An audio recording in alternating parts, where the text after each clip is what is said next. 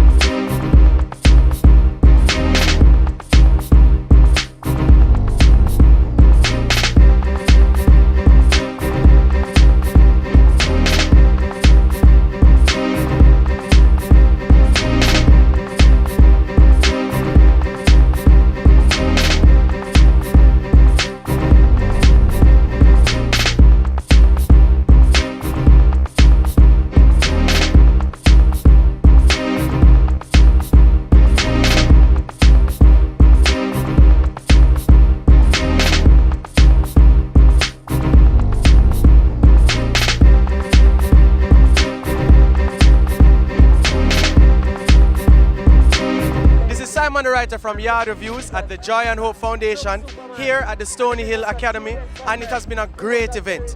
Grassroots football, as you can see, development, they did skills, tricks, training, and now there's a game playing, netball is playing, food, prizes. It's been a great event. It's a good look for the future of football and the future of sports. This is Simon, the writer for Yard Reviews, signing off.